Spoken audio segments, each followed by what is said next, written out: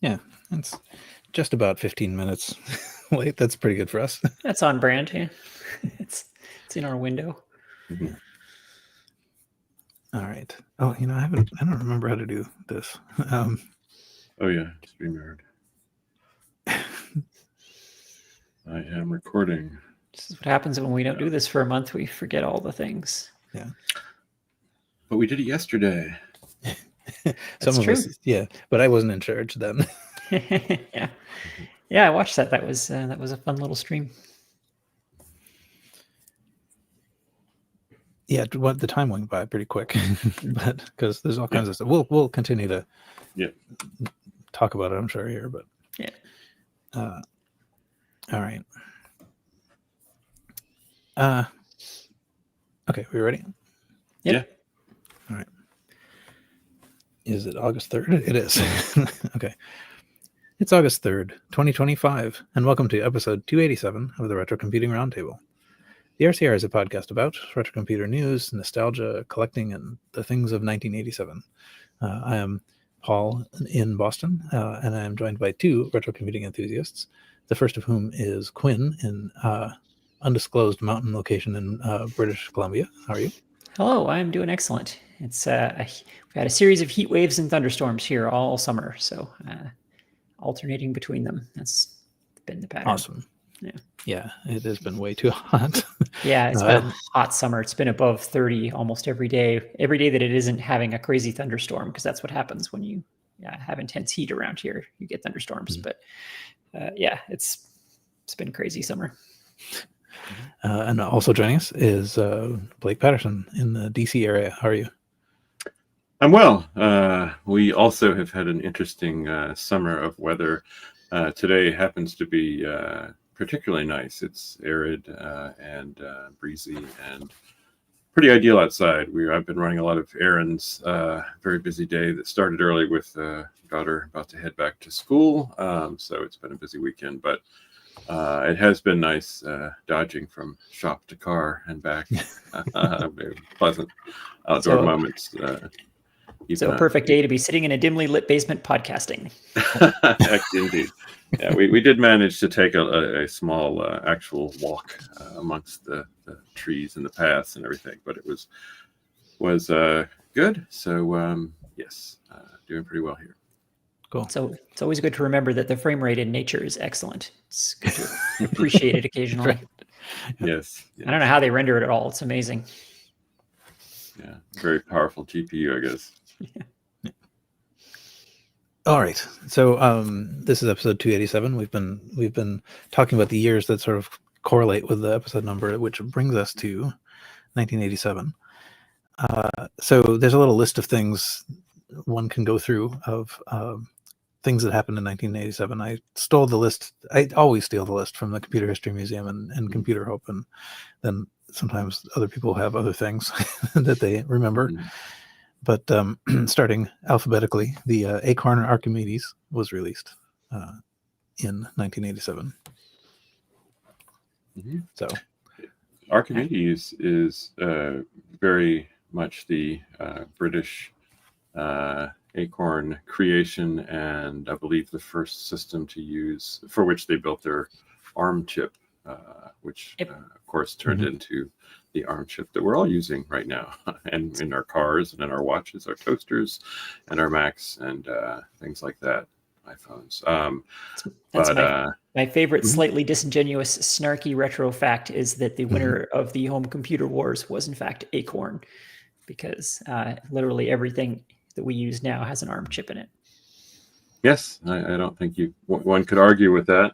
It's well, it's sort of vaguely true if you squint just right, but it's easy to squint just right in that regard. And I actually, I've always been fascinated by the history of Acorn creating the ARM, which Acorn RISC machines was the original name of the what it stood for versus advanced RISC machines. But I have a Acorn Archimedes A5000. Actually, I don't think you see a lot of them in the States. And I ordered, found one, set it up with the express purpose of running a game that I'm very fond of, which is Zark.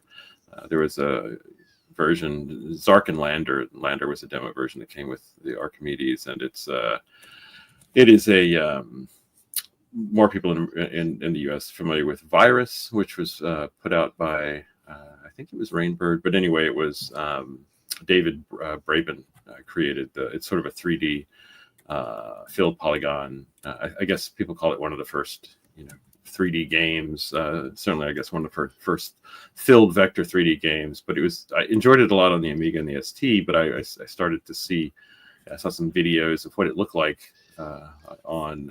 I think the system at the time, the Archimedes it ran on, was an earlier version. It was like an 8 megahertz Archimedes versus the 8 megahertz Amiga. 8 megahertz ST, and it was astonishing how much more impressive the Acorn, the Archimedes version was, with its scrolling playfield and 256 colors, the gradients that changed on the shading of the ships.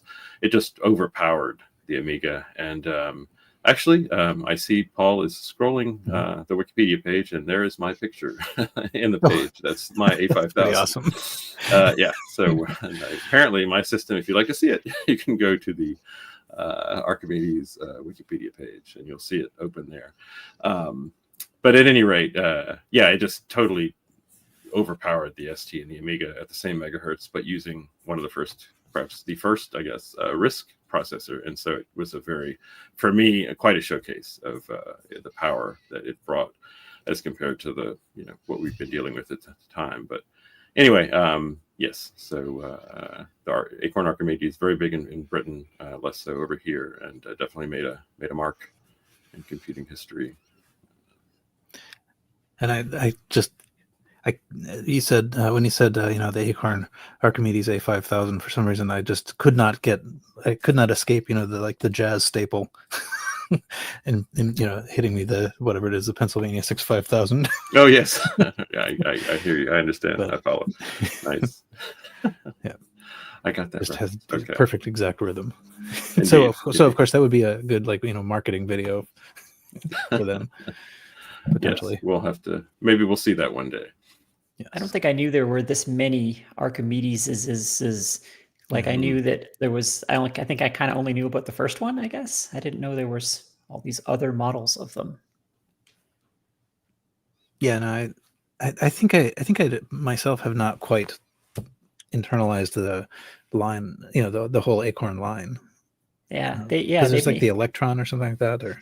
Yeah, they made a lot of stuff. I mean, yeah, they were around for a while in Britain. I think a lot of that stuff maybe never left Britain. I think there's the I guess the most famous would be the BBC Micro, right. And as the tale told by the enjoyable film Microman, where they talk about the whole Spectrum versus BBC Micro competition situation. But it's interesting that, and we saw some of this, and I think we'll probably talk here shortly about the conference that Paul and I just attended. Paul orchestrated, co-orchestrated, sub-orchestrated, Kate orchestrated most of it. Co-orchestrated, sub-orchestrated.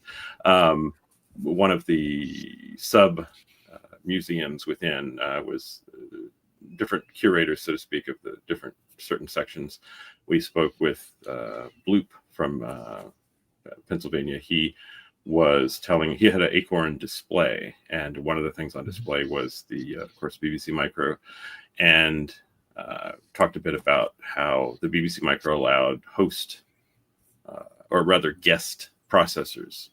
It was easy to add. It was built with a bus such that you could add additional processors that would run in concert and or take over the system. I think there was a Intel, some various others, but I know it was using that architecture that they created and tested and iterated up to the release of the first ARM processor, which I thought was, interesting, sort of eating their own dog food in a huge way, as far as, taking advantage of the unusual feature of being able to very easily, at that time anyway, being able to add coprocessor, and so it kind of sprang from there. The unit I have, the A5000, is very high end. Then it went higher with I think the more rare RISC PC, where they started using strong arm CPUs, which we've seen in the Apple history of strong arm, which appeared in the Newton, the message pad 2000 and 2100. That was a much more powerful version, but they started out with, I think, the Acorn. I'm not that familiar with all I know there's a 3000, there's the 4000, the 5000, and there were some, the earlier ones were named differently, but I think they all started out with basically 7 megahertz, 8 megahertz. I think it was the ARM2 chip. Maybe there was the original ARM chip was in one of the production models as well. I'm not certain, but at any rate, there's quite a difference for playing Zark. I've never quite been certain about the name pronunciation, but I noticed on the emulators you need to.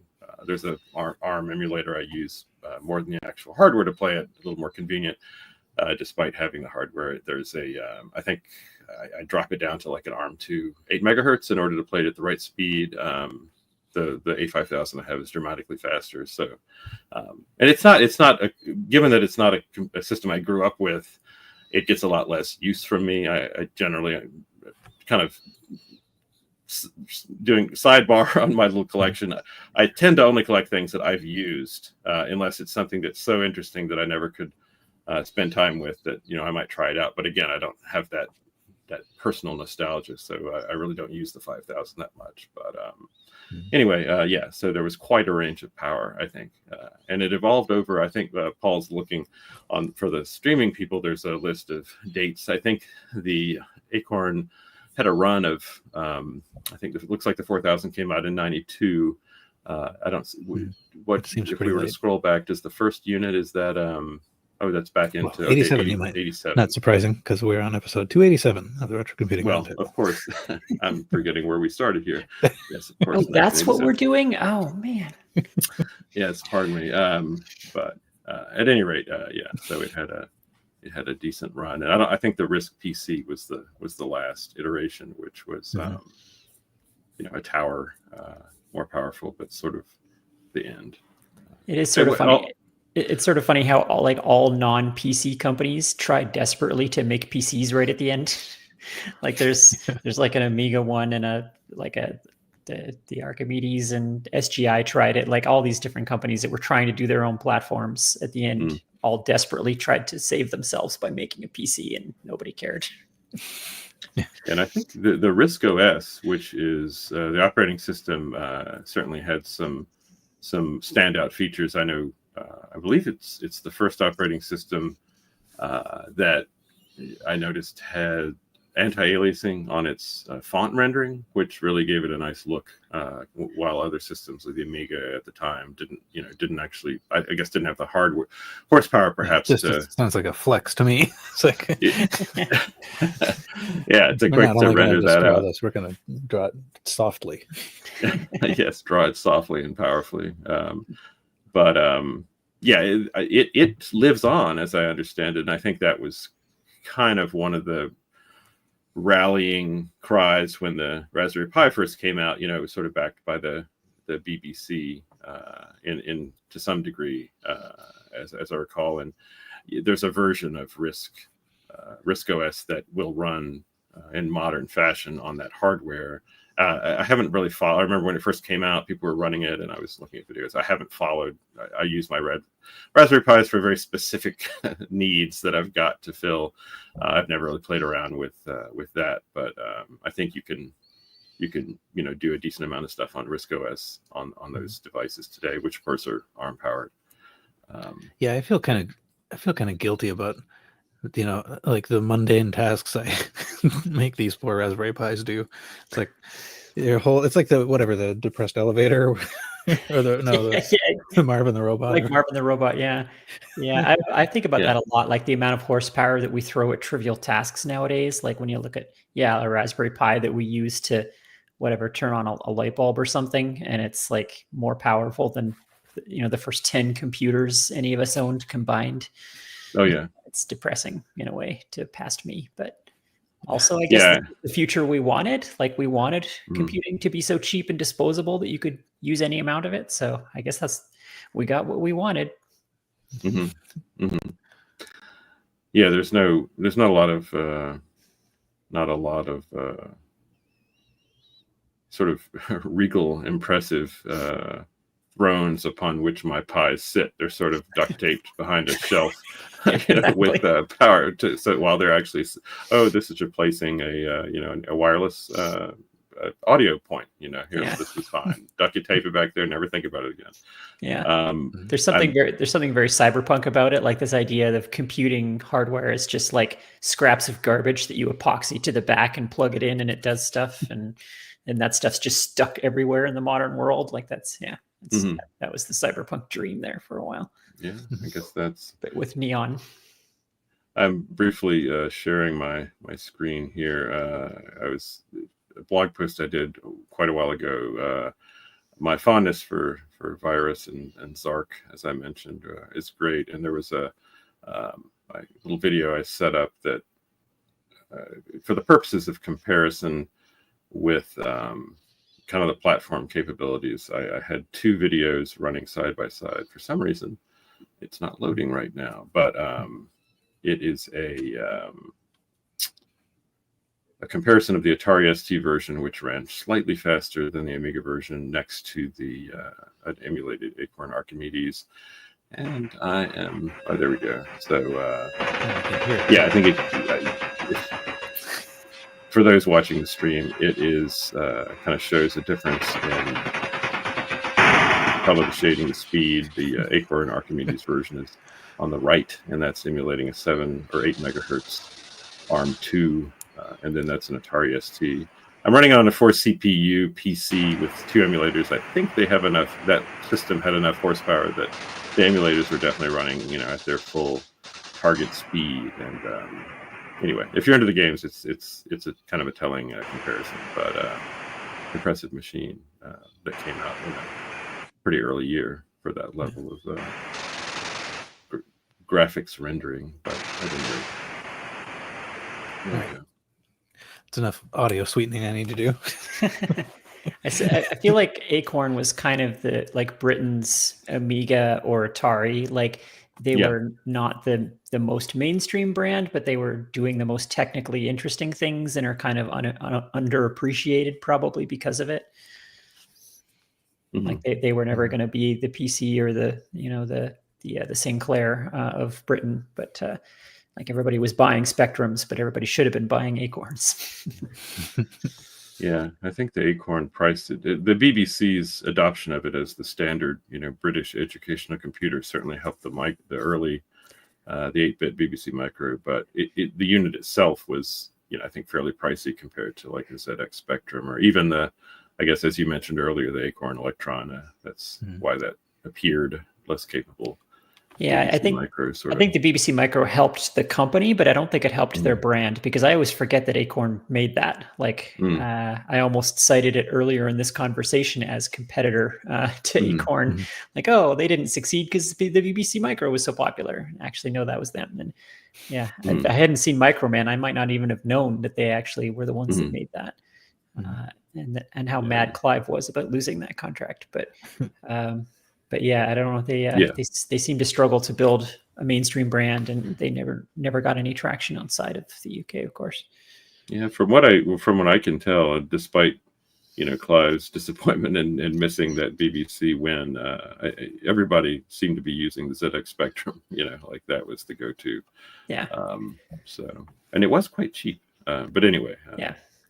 It was. I mean, it was the Commodore 64 of Britain in a sense. It was, good enough to play good games, and it was cheap. Yeah.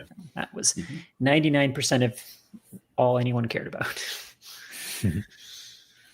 Yep. In the by the way, in the comments, Mark says Sophie Wilson was one of the designers of the ARM, and also helped design the chipset for the Raspberry Pi. So someone actually, an actual person connects the two as well.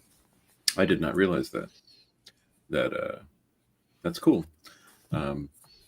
Yes, very cool. Okay. All right. We've made it through one 1987 item. Here's another. So the IBM PS2 was I think released in 1987. So that, I think, that doesn't mean much to me. I don't feel like I had a lot of PS2 experience, but one of the things that came along with it was the VGA standard, and that had a big effect. Sure.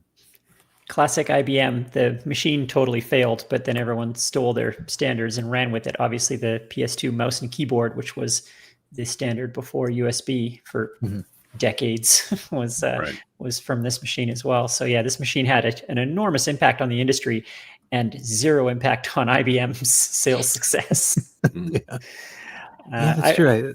I forgot about the keyboard standard. I have just over there, I have a pile of PS2 keyboards that I'm not going to keep. Yeah. It's funny. It's so ubiquitous that it got Kleenexed, right? That term PS2, just PS2 keyboard, PS2 mouse. That's just what PC mice and keyboards were called. Like that. That name got so genericized that people forgot where it came from. But I have a weird fondness for this machine. I was never a PC person, but I've told the story a million times, but the short version is that we had a lab with PS2s at my high school that we were not allowed in except under special circumstances because it was it cost the school district a fortune. I'm sure the open PC lab was a bunch of crappy Olivetti XTs, but the PS2 lab was the fancy lab that you could only go in with a teacher. But we got to go in there because I was part of the after school IT program that so I spent quite a bit of time moving from chair to chair in that lab, running virus scanners to once again remove the same 3 viruses from every machine that were going around in those days. If someone throws out names of them, I'll know them when I hear them, but I can't remember any of the names. But there was a couple of early PC viruses that were just ubiquitous. And so every single week they were all back and we had to go around and remove them all. But the machines just had a high tech newness to them. Like they just felt very modern and very, I don't know, they looked and felt expensive, I guess, and they looked and felt new and powerful. So IBM had very strong industrial design, I think, on these machines. They were, especially compared to other commodity PCs at the time, like the Olivetti XTs that we were allowed to use, were just felt like trash compared to the PS2s, even though they weren't really much less powerful, but they certainly looked and felt less powerful. But yeah, the PS2 lab was also, it was one of those, it was all networked. So IBM had some sort of institutional package that they would sell you with like a server and like a teacher's computer that sat at the front of the room that had special network privileges and a networked printer and storage and so on. And then so it was one of those, it was like a lab package that I guess that you could buy. And one of the things you could do with it was run Scorched Earth, and that is what we did with it. So, introducing, nice. Yeah, because it was one of the few places in the world where, like, hey, here's 15 computers all networked that have high-res graphics and are on a high-speed network, local network, and can run this game. So yeah, we played a lot of Scorched Earth. That's pretty cool. Christopher in the chat picked up on the fact that in the Wikipedia write-up, it says the PS2 interface was inspired by Apple's ADB interface, and Christopher says inspired by ADB is a bit of an insult to ADB. And if you look at this, I mean, like, it almost looks like you should be able to plug these into ADB ports. I mean, it's the same kind of like DIN connector. It's just I think it's not quite the same number of pins. I hope it's not. But I think the PS2 connector, if I'm not mistaken, it's also very close to S-Video. I think it's the same physical connector, except that it has 2 extra pins or something. I think S-Video is only 4 pins, but yeah, it is definitely an insult to ADB. I mean, ADB is a full-blown networking standard, just like USB, whereas PS2 is a very primitive protocol, which is actually a good thing because it's easy to use in your own projects. Like if you want to have a keyboard on your Arduino project or something, USB is quite difficult to support. You have to have special host and client chips that can negotiate with each other, and it's the barrier to entry of USB is extremely high. Whereas PS2, literally like a couple of wires, and you just send some primitive ones and zeros over it, and you have a working keyboard. So it's very easy to do in your own homebrew stuff. I think I misspoke. As far as the pinout, I believe S-Video is exactly the pinout of ADB, if I'm not mistaken. I think ADB and S-Video are the same. Yeah, I think I knew that because I think I bought an S-Video cable to plug in my Macintosh TV keyboard. Okay. Yeah. Because I didn't want this beige thing in the middle, but if you get one of those monster, high quality cables, the nuances of your typing is conveyed. Yeah, that's right. Versus a standard, the gold plating. That's a pro tip. It comes up and says, "You seem angry." Pro tip there. Yeah. Free. The gold plating makes your keyboard feel warmer. Yeah. Yes, indeed. But yeah, the VGA PS2, one of the other, big technologies that came with it that didn't get the same grab and run adoption, microchannel. It had it was a nice solid engineer's bus, 16 or 32-bit. Intended to be a standard 32-bit bus. So it was much more advanced than the AT bus, or aka ISA bus, but they wanted a licensing fee. I was just going to say that's why microchannel didn't catch on. Yeah, by all accounts, it was an excellent architecture. Like, and it enabled plug and play like a decade before Windows 95 came up with that. But as soon as they very nice bus. Yeah, as soon as you ask for a licensing fee, that kills it as a standard. No one's ever going to adopt it. So the industry got together and they created a number of. I'm not sure. I think EISA, the EISA bus, came first, I believe, which was the general purpose 32-bit bus for general sorts of cards, and then for 486 systems, the VL bus, which was just basically exposing the 486's its own bus directly. And our remember, for servers, I was trying to have I did have a system fabricated to run Next Step for Intel. It had a video card. Well, actually, it had a proprietary different bus. I won't start talking about that. But it had a VESA local bus.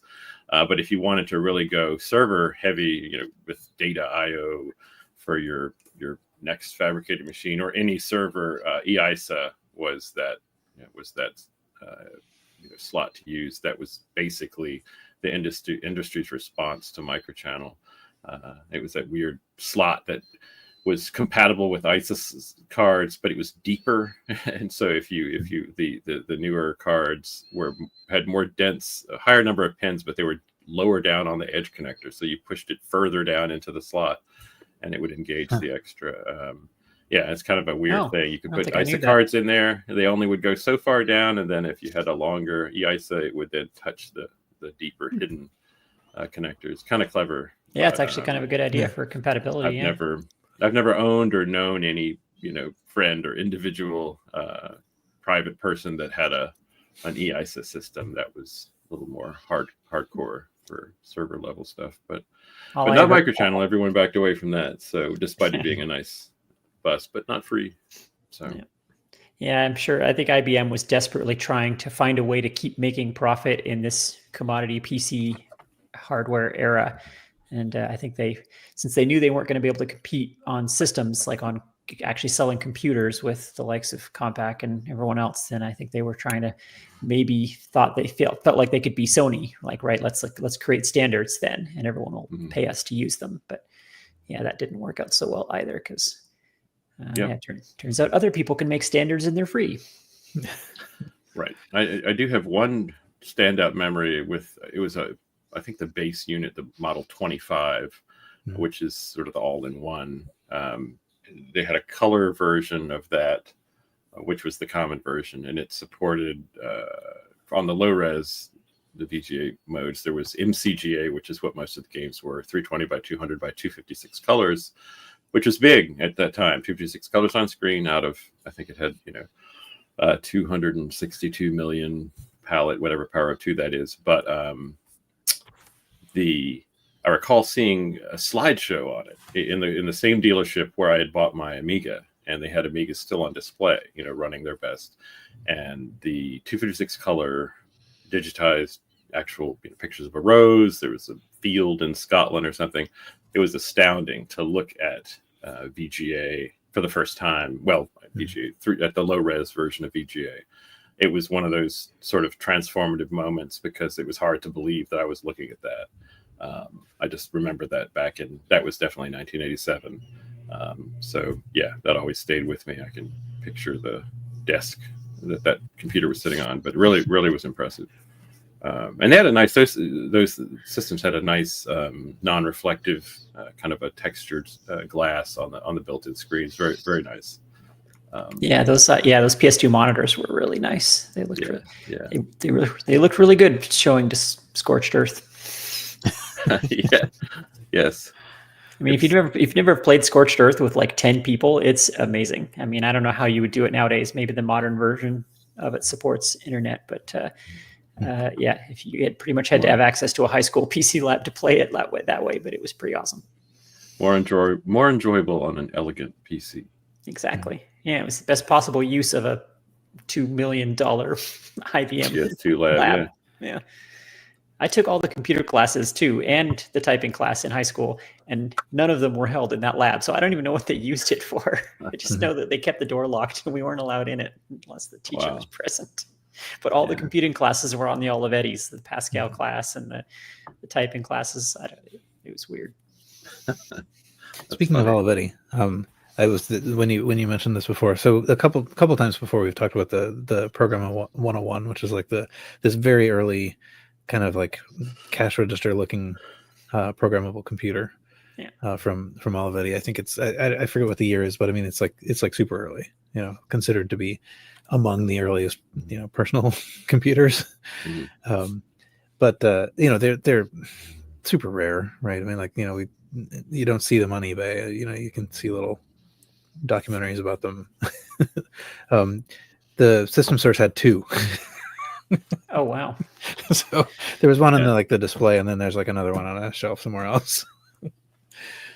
And who knows? They might have like 3 more in the warehouse, but it was kind of cool to see it though in person. Mm-hmm. Okay, let's see.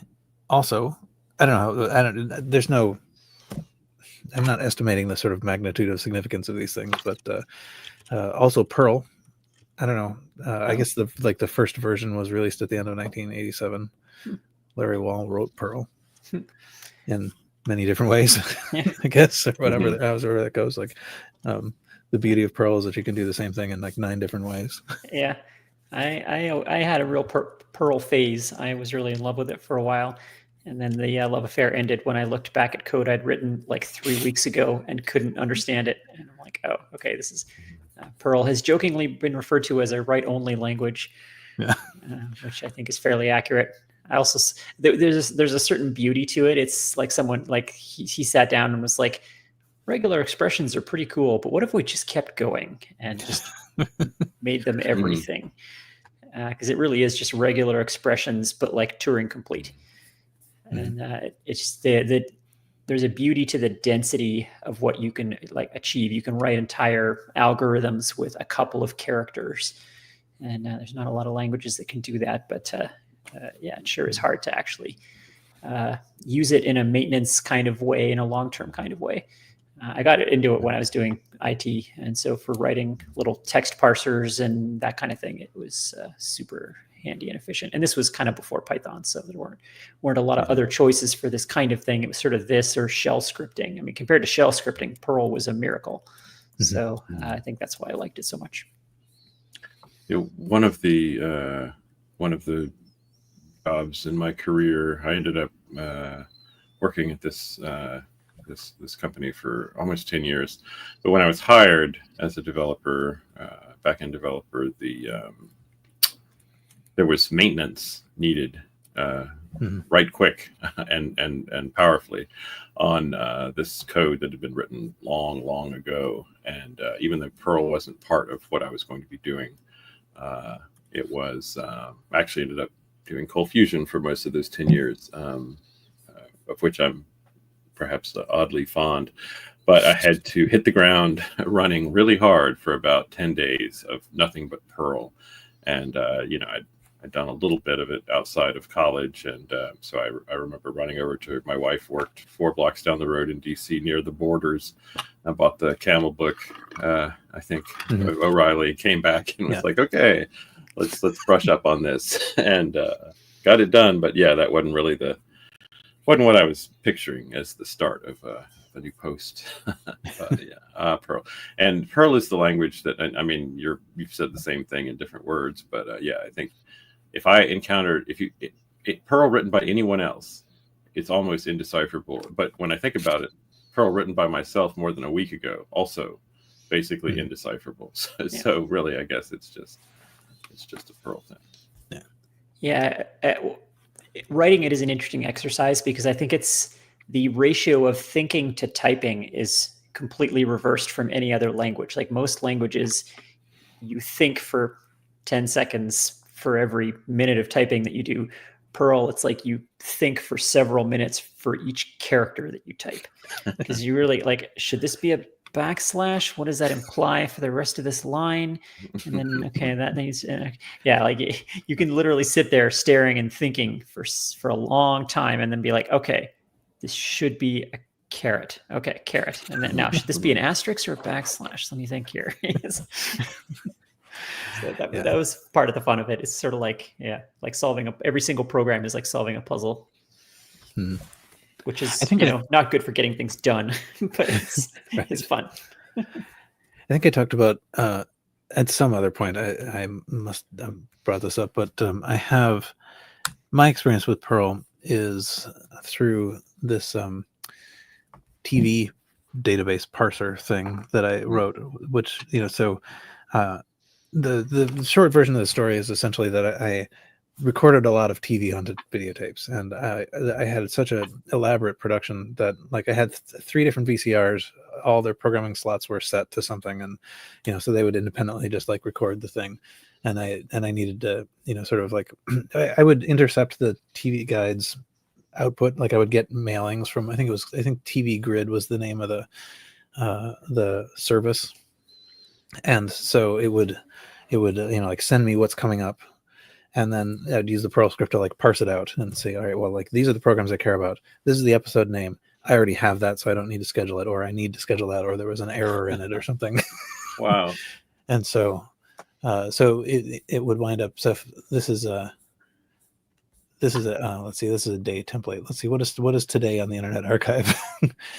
So October 2000, it has a little list of like what was on slot 1, slot 2, slot 3, slot 4, programming slot of VCR A. Wow. and like what the show was, what tape it went on. This is intense. Yeah. Yeah, I'm becoming frightened slowly. Yeah, this is what was on tape X, Babylon 5, 90210. But and of course I now have boxes of videotapes with these things on them, most of which are sourceable, now, but not all. I mean, so.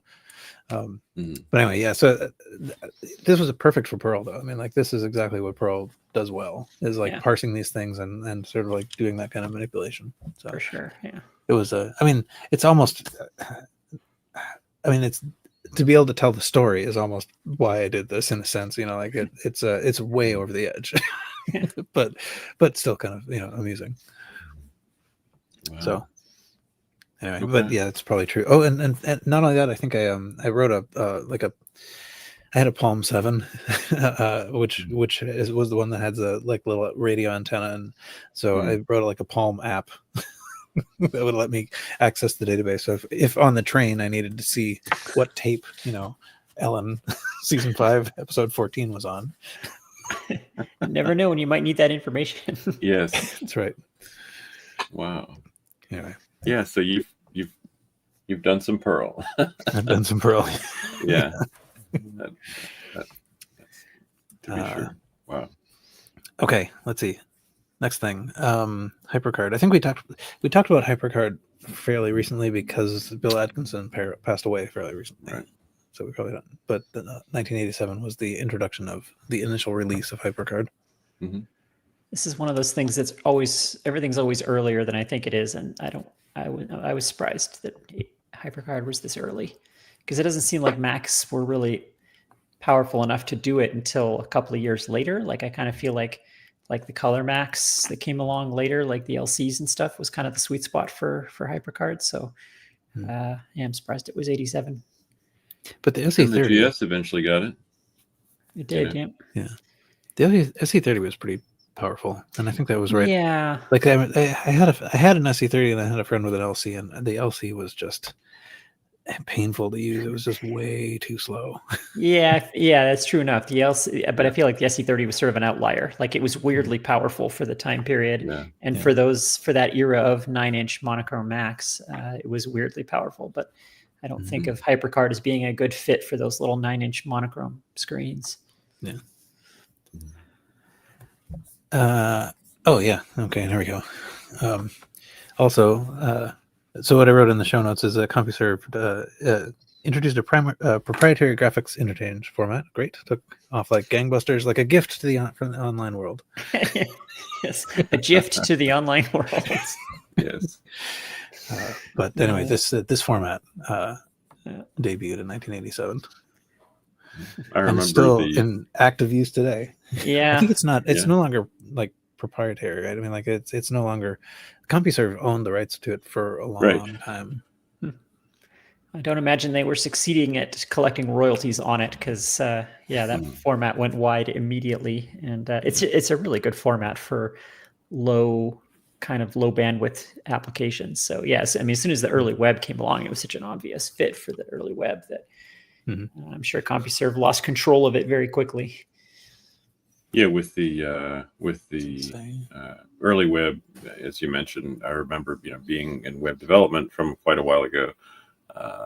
Certain the transparency capabilities of like a little GIF that was your logo or your. It was just very nice. Once PNG came along, I guess that kind of pushed it out. But people seem not to remember that. For animated GIFs didn't happen until 1989. So there seems to be an assumption by that younger crowd that the purpose of this is short little animations, but that was very much not the purpose. So it was people displaying CompuServe, lots of different computers that were accessing it, and people had an interest in images, and this is an easy way to view it without a lot of computation to unpack the compression. On so many machines, I remember on the BBSs, every different system, one of the little GIF viewers would appear. You download it, like, okay, let me go check it out, and then people would upload a few images. I had CompuServe, but not at the time, so I don't know what kind of if they were really cranking it hard on posting images in every forum, but the BBSs saw it, and I used to. I was way into graphics, so I would be that guy that downloaded every image that came up on the BBS, and now there were these new ones, GIFs, you could just view. It served its purpose very well in that regard. But, I think, it's had such longevity because its original strength, which is small file size, being a paletted format rather than a true color format, kept the files very, very small. And that strength came back around now that we're in this era of animated GIFs, where, again, that small size means you can have like a 50 frame long thing of Nicolas Cage doing something weird, and it's still only like 150K, which, if that was any other format, what's it going to be, like an MP4 or whatever? It's going to be huge. Right. So GIF still has that strength that is still being leveraged.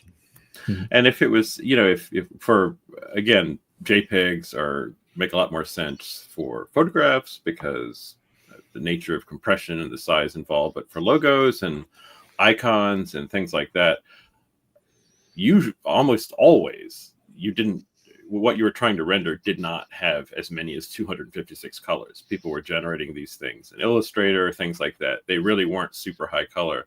So even though it was paletted for its best use case scenario role on the web, it was really good. It didn't hold you back because of the because of dithering that you might think, oh, this image probably has 2,000 colors. No, they typically were not that many colors. But then PNG took it over with true color and all that. Yeah, I mean, the image quality was always good enough, and it persists to this day because, again, if you just want to show Nicolas Cage doing something weird on your Slack channel, good enough is still good enough. So it Yeah. doesn't- 16 colors of, of weird dithering is still fine, because you're only going to look at it, this big anyway. Again, like even today, we still use it as a small resolution format, even though our screens are huge now. It still makes sense as a way to send these little icon-sized animations around. Yep. By the way, according to Wikipedia, in 2004, all patents relating to the proprietary compression expired. Yeah. So it's been free since 2004. Also, so I'll talk more about this, but my office where I kept everything is being moved elsewhere to another building. So I've been doing a lot of packing and stuff. But one thing that I came across that I have is the manual to, and I will call it GIF converter. I think this is interesting partly because it's like one of these things like, oh, it has a manual. Yeah. Everybody used this all the time. Yeah. I did not. This manual, came to me as part of an acquisition of someone else's stuff. I didn't pay for it and get the manual, but I used it a lot. I'm sorry. Yeah. Yes, as did I. I don't even remember where I got it, but I know I had it and used it, probably from a BBS, I guess. Yeah. And I remember using I used it about a year ago, actually, on the 2E 8-bit Apple II. There's 2GIF, which is done by, I think Jason Harper makes that. I know he made SHR convert, but I believe he made this little utility to convert and display them on a Apple II with its 6 high-res colors, more or less. Several of which are like white and black. Yeah, I was going to say, well, it's 8 colors, but you got more black and white than you think you do. Yeah. Right. Yeah. Indeed. Okay, and then I guess the other thing that occurred to me was that Apple turned 10, so they did this. They made this book that they gave out to. How can I make this smaller? I think they gave it out to their employees, but it's like a big coffee table book that actually reflects on like their history and what they did. Nice. I mean, that was kind of cool. Do you have this book? I do. Okay. Of course it does. It is this, and this. So what I'm putting on the screen is a scan that I did of it. Oh, that's your scan. Because it's huge. I mean, like the thing is huge. It's a pain in the neck to scan, and actually also. And it must be rare also if they only gave it out to employees. Yeah, I think it is relatively rare, but it also has. So there are these. Okay, so I'm holding. I have to get farther away so you can see it. But so I'm holding it sort of sideways, and there's a thing that says time capsule, and then irritatingly enough, it's like a fold out thing. So there's no way I can get far enough from the camera to be able to see this, but it folds out. So making it basically the point is it's just extra pain to scan because yeah. So that I think is why there had not been any scans of it before what I put up there. Anyway, were you saying you put this one up? The one looking out on the internet. Oh, I see. Excellent. Yeah. It's an interesting artifact also because this is the kind of thing that would never happen today. Like Apple is so staunchly opposed to looking backwards. They refuse to do any kind of retrospective or retro type historical things. Like they don't have a museum and they won't use retro logos or anything. So it seems like they used to do this quite a lot, apparently. Yeah. I mean, and I think there is something near the end, from Steve Jobs, but I don't remember if he actually said anything like positive about this. Another thing that's funny is that at the last few pages are these amazing like lists of names of people that were at Apple, in super, super small print. That's full staff, I guess, basically. Yeah. So somewhere, if you worked for Apple, you're in there somewhere. Yeah, I was impressed with. I think there was a recent. I converted it. I wasn't using 2GIF, but I used some utilities to convert. There was an Apple event that took place in the last 2 years. I don't know what they announced. I can't recall, but there's several a year, and it had a rendering of an apple, but it was sort of billowing out these colors, kind of zooming at you, and it had the colors of the rainbow logo, but they were coming out, in a different sort of way, and I was surprised because that seemed more of a throwback than I'd seen, ever since this era. I don't know if that was fully intentional but yes, you're right. They're not trying to spend a lot of time looking back, which is weird because I think it's sort of sad. Sorry. Well, I think it was specifically a Steve Jobs thing. Like Rich in the comments points out that they're doing some of that now. Like we actually offline, we talked about the new screensaver that the MacBook Pro is doing, where it has these like retro screenshots of old versions of Mac OS. But so it seems to have been like Steve Jobs was specifically opposed to any kind of historical stuff. But I think now in the Tim Cook era, they're starting to embrace their history a little more. And at least, for a while there, even if not for another while there, it was pretty impressive.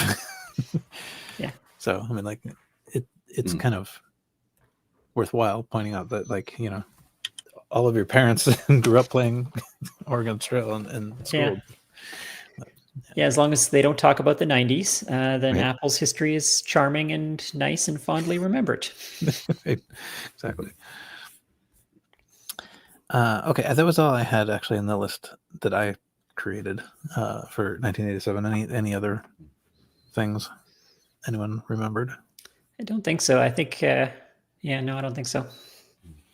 I'll say just a little personal note I mentioned before we started recording. The 87 was the year that I got my 2GS at the time. That was when it was contemporary, and I moved from an Atari ST to the 2GS, and I have lots of vivid memories of the process of just doing everything you do with a new Apple II, and what's more, it had all the new modes, all the 16-bit modes, much better graphics, and playing around with that.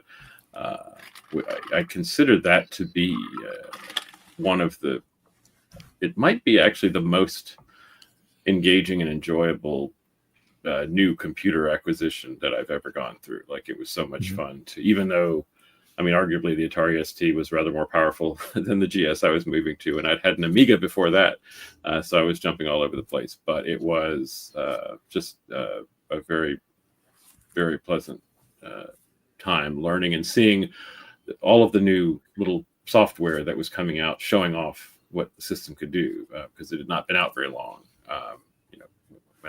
When I picked it up. Just a very pleasant time. So that's a vivid memory of mine from 1987. That's what stands out for me. And the GS itself was a 1986 release, as I recall. So like a month and a half ago or something, we talked about it. yeah. But anyway, that's my personal memory. So I thought I'd share. Yeah, I think in my head, I always thought that the GS was 1987. I was surprised when we recorded last that it turned out that it was 1986. But, I always remembered it was 86, but it was so useless that for those first couple of years, like when it was the ROM 0 with 256K and like ProDOS 16, like the thing was released a year before it was ready, and arguably it was never ready. But until it didn't hit its stride until kind of the 1 megabyte GSOS kind of era a year or two later. But I think it's part of why it didn't sell very well, because the first initial release of it, the much anticipated 16-bit Apple II, and it was just such a dog with 256K and an operating system that was terrible. Yeah, sort of like the initial Mac. Yeah, honestly, yeah. Yeah. Exactly. The Mac didn't hit its stride, really, until the 512K Fat Mac, at least, if not later. Yeah. I mean, even today, when you're using your 1987 Apple IIgs, not the common phrase, but those of us who choose to do things with it, and I've been doing more with my GS lately, even with plenty of memory in GSOS, if you don't have an accelerator, which I do, it's still kind of a dog. You know? Yeah, although to be fair to it, painful. like, so the sweet spot that I think the GS did hit eventually is it was the cheapest way to get a color Mac, right? Like kind of 87, 88, when the first color Macs came out, like the Mac 2 and the 2FX, they were obscenely expensive, like $5,000-$6,000 for a base system. And at the time, you could buy a fully decked out GS, even with an accelerator, for $1,200 or something.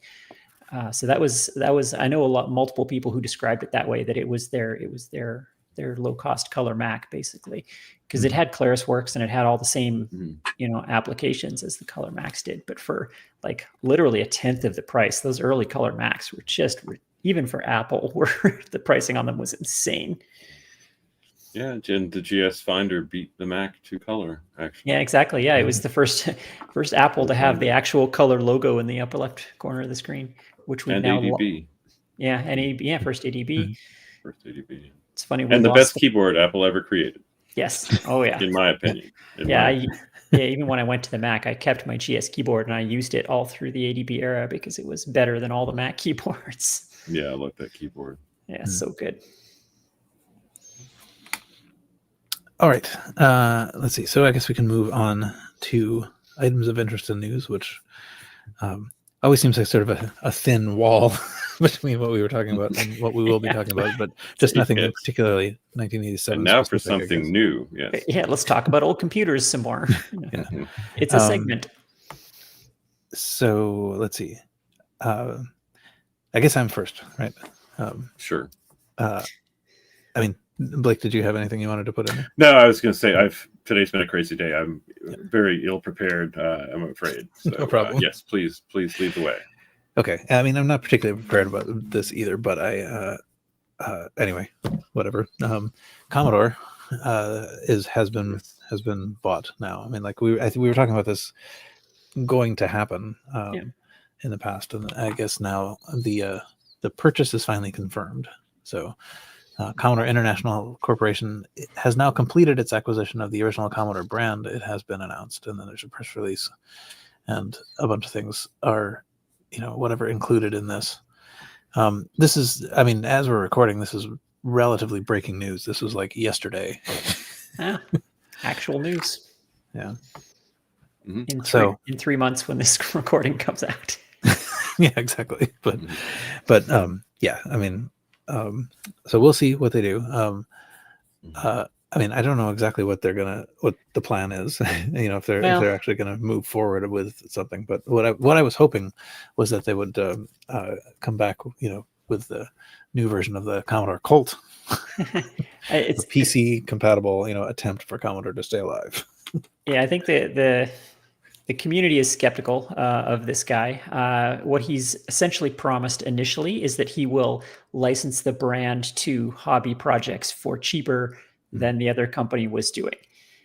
He has also expressed desire to do bigger things like having a Commodore hobbyist marketplace and possibly releasing new computers and all these other grand visions. But mainly what he apparently is going to do is he's now the guy that you have to license the brand from if you want to put it on your joystick or your mini system or whatever. But he's at least promised to do it for less. I think he was saying 5% instead of 15% or something. But so, not exactly an active charity. He's clearly trying to cash in on this, but I don't know, maybe he's a benevolent dictator instead of an evil one. I don't know. I guess we'll see. Yeah, I mean, I guess one thing is that it seems to me like maybe this wasn't like, I don't really know what happened before this in terms of like trying to put Commodore on things, but I mean, one issue here is that now this is somebody in the community who's paying attention, who will notice if you use the logo without permission. That's a good point. Maybe it was actually easier to pirate the logo before. It seemed like people just weren't using the logo before because they didn't want to pay whatever this Italian company or whatever, 15%. I think you're right. So like you look at products like the 1541 Ultimate and stuff, they just don't use the actual Chicken Lips logo, but they still use the color scheme and the fonts and everything to make it feel Commodore.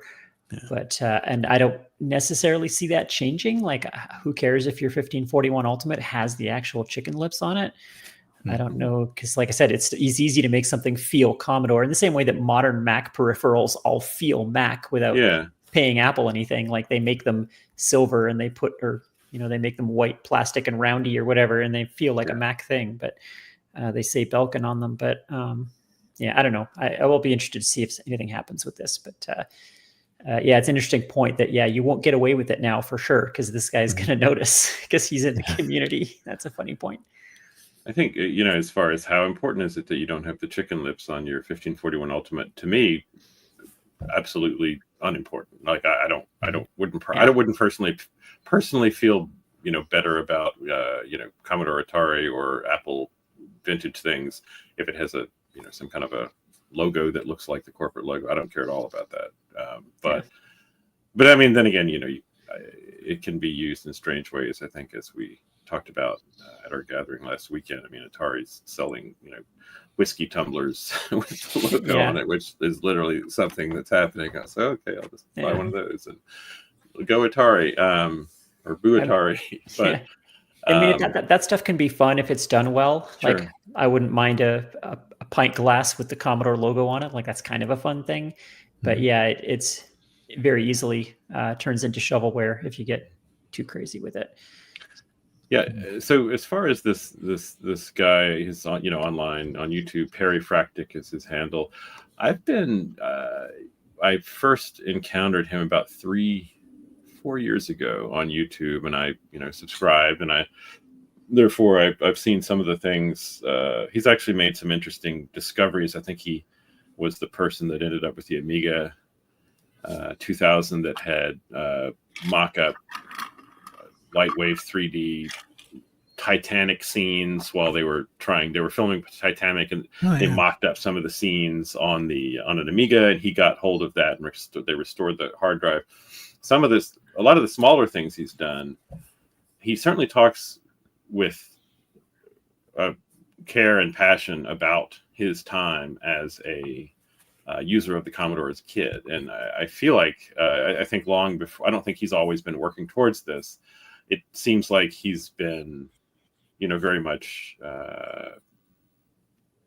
spiritually present for what he's doing on his YouTube podcast about Commodore and showing Commodore things and doing Commodore projects. So I think he really is way into Commodore as a, sort of a nerd like we are. But, I guess, right, this is part certainly money making, and maybe opening the door for new things. It's hard to say. It's a strange occurrence to me, but I do, having seen this guy for a few years, doing what he's been doing, I don't feel like he's without a heart in it, as far as the kind of the nostalgia and the memories. Yeah, for what that's worth. It seems worth something to me.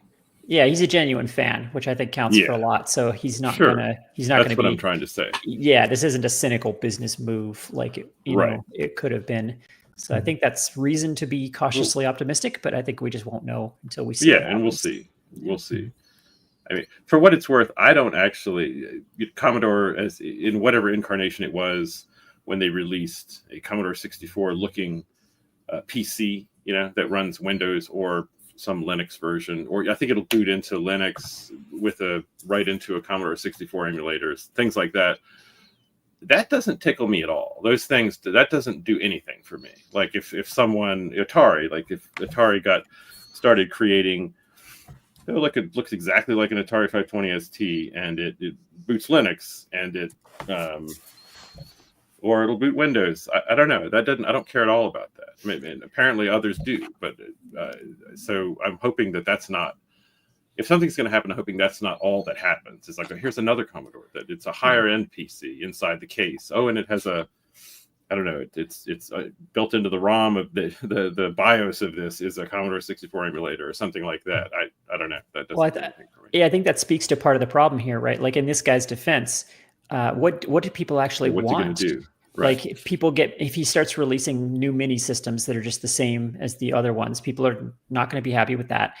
They released Commodore themed modern PCs. People didn't like that. If he releases Commodore themed pint glasses, people are going to be mad. Right. So Yeah. like, what do people actually want? Like, do they want him to actually just start manufacturing Commodore 64s again? Like, that's silly. No one, he's not going to make any money doing that. Nobody's going to pay for that. Like, I don't. Yeah, honestly, I don't understand what the community actually does want from an owner of this brand, because everything anyone's tried to do, everyone just gets mad at. Yeah, and I think it's just making a new Commodore 64 in the original form. Certainly nobody wants that, because they can't connect it to anything. Yeah, exactly. Yeah. I mean, maybe manufacturing brand new SID chips, that would be a worthwhile thing, but you don't need the Commodore IP to do that. Anybody could be doing that right now. That's because those are in notoriously short supply, and people are using them in all kinds of things. So sure, manufacture new SID chips, but again, this guy doesn't need to do that. There's nothing stopping anybody from doing that. Spinning up a chip fab is not exactly easy, but someone could do it. But the market for that must not be that strong, because nobody's actually stepped up and done that. So yeah, I don't know what the community wants. Sorry, Commodore people, but maybe they just want to be mad because the brand is dead. And I don't know what I want. The good days are gone. Like, sorry. Yeah. I can't. If I could whisper into this, his ear and say you should do that. I don't know what I would want. Yeah, what I don't know like either. To see. So it's hard. It's a hard. We'll see what happens. I guess it's probably better than it not having happened. Yeah, it's better than some Italian conglomerate that doesn't care owning the brand. At least it's got to be better than that. Yeah. So we'll see. But yeah, I don't know. All right. Yeah, I guess that's it for that. And Quinn, you have the next thing. I do. Oh, and I usually am more ready to queue up with my screen sharing, so I'll just you can take the time while you get it up to I'll just riff and Commodore Colt. There you go. Yeah. What is this thing? That's a PC compatible. Oh, okay. But from back Commodore in the day, right? Like this was an OG Commodore product.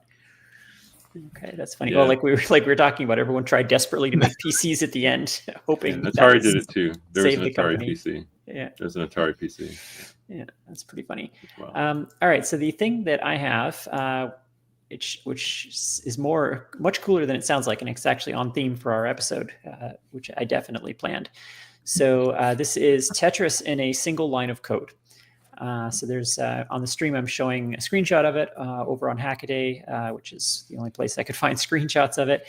But it's a perfectly functional and complete version of Tetris. Obviously, it doesn't look amazing, but it's written in a single line of BBC Micro Basic. And it's really cool for that. It's a completely working game in a single line of Basic. That's impressive. It is very impressive. And what's even cooler is that I'll share the other article here, which, I mean, it would be a neat stunt on its own, but what's even better is that he wrote up a whole blog post explaining how all of it works, because this, I think, could really only be done in BBC Micro Basic for a number of reasons. First of all, the line length limit on BBC Micro Basic is fairly long, longer than what the Apple II is, 238 characters or something. Mm-hmm. So it's longer than that. I think it's 255 or maybe a little longer. And most importantly, the BBC Micro Basic has a number of looping structures that don't require line numbers.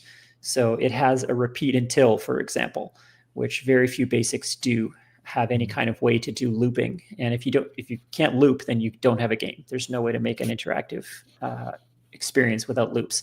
So that's one of the key reasons here that I think it's uniquely able to do this. And the structure of it is interesting. He also has a subroutine in it.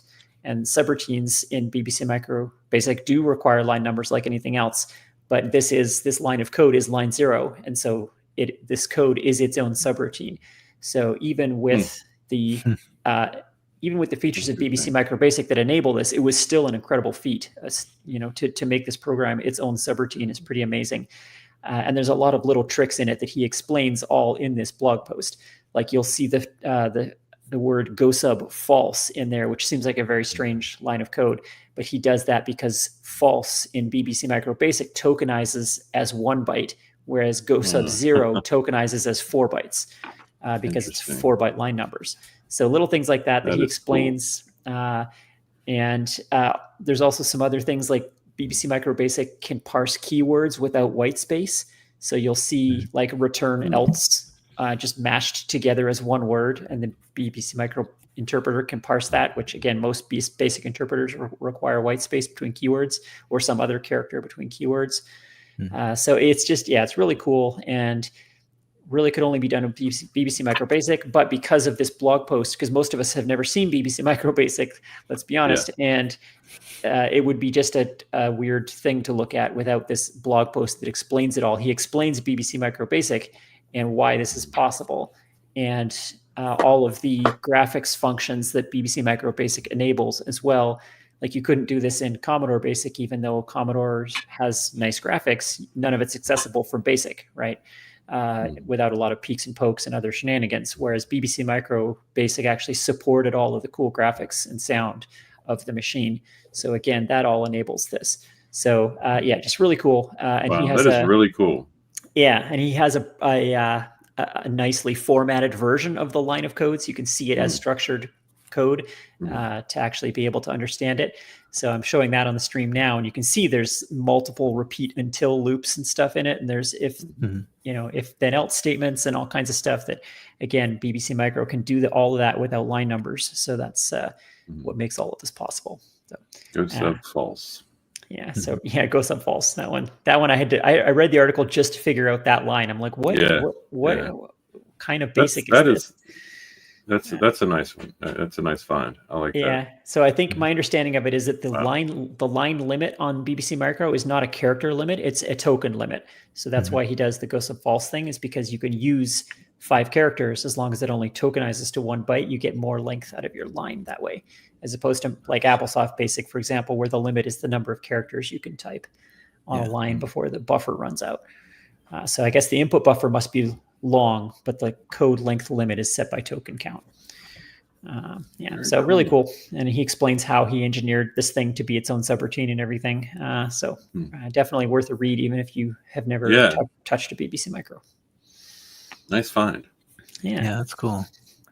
I'm not sure if I talked about this here, but I wrote a one-line snake game in AppleSoft, which has sort of similar challenges, but it is like, it feels sort of luxurious to have if then else, and one of the problems with AppleSoft, and probably all Microsoft basics, is that once you say if, that's the end of the line. I mean, exactly. You can't do an else or an end if or anything. Yeah. So the BBC Micro's basic interpreter is quite sophisticated, clearly, because it can handle absence of white space between keywords. It can handle if statements. It can handle compound structures on a line that AppleSoft won't do. So it's clearly a very sophisticated interpreter. Good job, Acorn, on that one.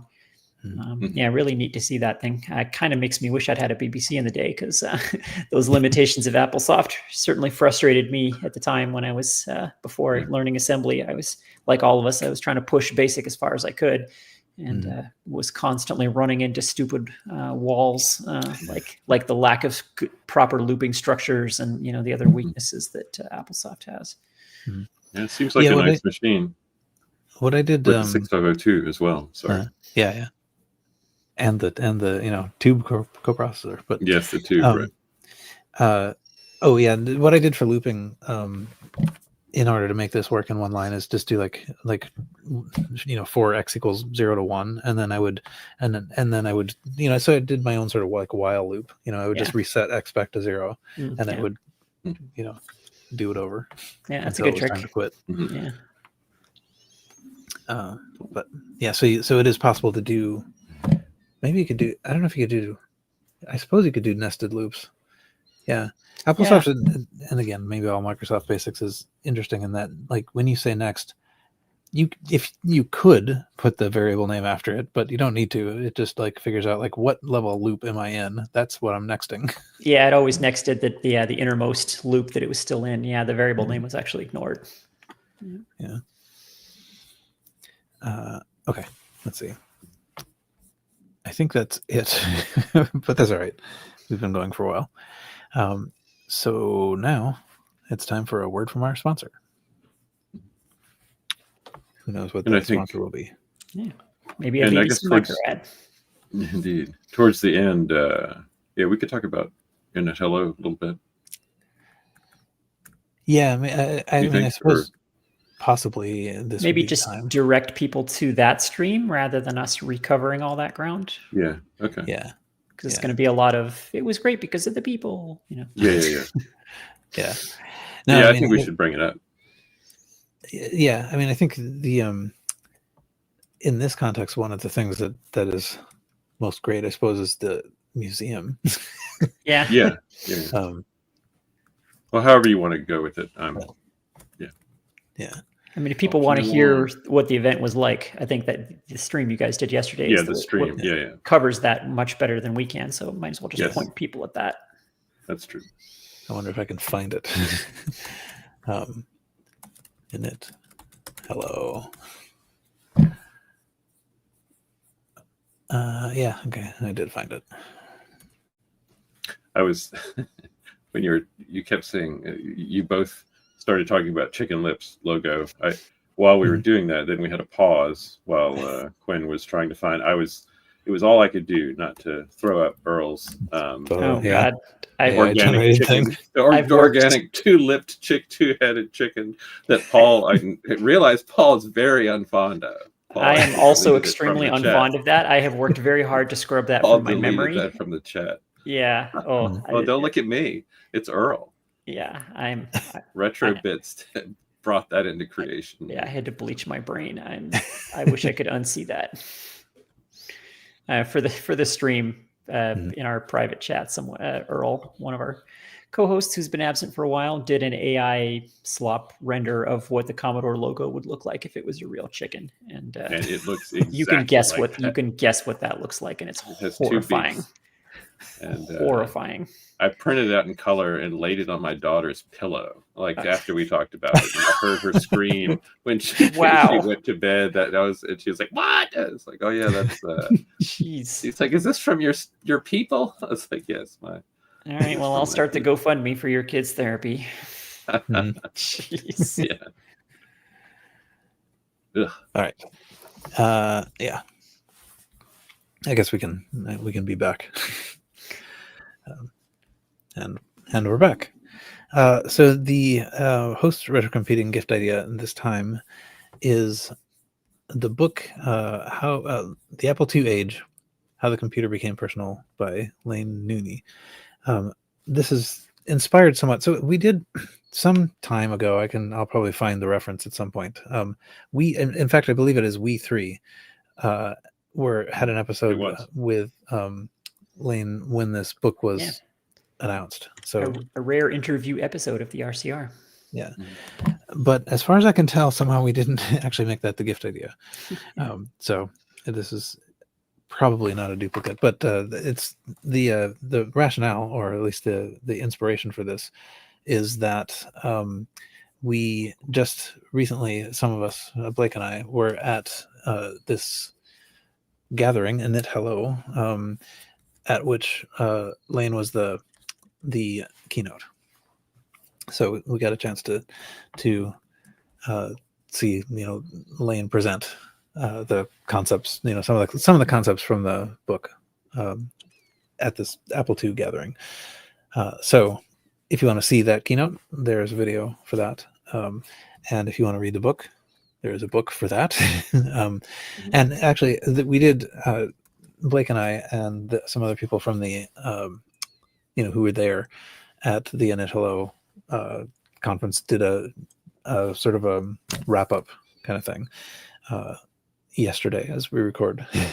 So that is also on the video. I'm sitting behind the same blue wall. But so yeah, if you wanted to hear a little bit about that event, go check that video out. It's possible that Blake and I will talk at length here about the museum, which was amazing. But if anybody's interested in It Hello and how it went, I would definitely encourage to go check out that stream. It captures the feel of the event. If you're thinking about going next year, then that's the thing to watch. And the book's good. I mean, I'm sure we talked about it back then, but it sort of covers it covers the sort of the impact of certain software categories. So it does a case study and a number of different things. So there's and print shop is one of the categories. So the cover is basically something you could have created with print shop. Yeah, it's an exploration of the first genres of software that were actually better than the old ways we had of doing things, and that's why computers suddenly became useful and thus personal. But yeah, we went deep on the book in the Lane Nooney interview episode, so people can go listen to that if they want to know more about it. But it's a great book. I strongly recommend purchasing it. It is indeed. Okay. And then I guess the next, when you're done buying the book, it's now available in paperback too. That's new as of like a month ago or something. So, and I don't know. Actually, I don't know if I think there might be an audiobook, but at any rate. Yes, I think they mentioned that there is one, right? Yes. Yeah. Yes, there is one. So 100%. I remember. Many different ways to listen to this. But actually, one other thing too. Where's the video? So I've put on the screen the video of Lane's keynote. But one of the things I really was very pleased about was this was on the podium. The sort of like document holder it's an Apple II with its lid flipped upside down. Yes. Yeah. It is that, and I don't know if this was like a widely used trick. This was a trick I did when I was a kid, with manuals and magazines and stuff like that. But it works perfectly if you have an Apple II and a magazine you're trying to type stuff from. You just take the lid out and put it upside down, and it's like a music stand or something. Yeah, I did that too with my lid when I was typing in basic programs and stuff. I feel like they advertised it or something. Like I learned that trick from somewhere. I didn't discover that. So I think maybe Apple either intended that or noticed it and started telling people about it. One of the two. I had never seen that before, and I was trying while she was giving the speech, trying to figure out what was going on up there with that Apple II, and I didn't figure it out. So this is the first time I'm understanding what was taking place there. Interesting. Yeah. That's cool. So did you say you both did that when you were typing stuff in sometimes? Yep. Yeah. For typing in basic programs and stuff. Yeah. The lid just forms a perfect document holder when you turn it over. It's really quite amazing. I guess you didn't have your display on top of it, right? I guess. Right. So my machine, I had one of those stands that holds the monitor slightly above. So I would pull the machine forward and then flip the lid over. Oh, okay. Yeah. I did not have some. Yeah, and I guess mine was in a desk, like a hutch or something. So the monitor was sitting on a higher shelf. Yeah. Okay. Not unlike the wonderful images from like the early Apple ads where you've got someone like sitting at the kitchen table with a monitor over there. Yeah. What are you doing? On the bed with the monitor and the Apple next to each other, next to them. Yeah. On the beach somehow with no power. Right. Yeah. Roy Scheider. Good stuff. Okay. Yeah. Anyway, so I guess once you're done buying the book, we'll turn our attention to eBay. Apparently, I'm the only one who's come up with any options today, but we can talk about what I have come up with. The first of which is a rare Commodore Colt, which is why I knew about it.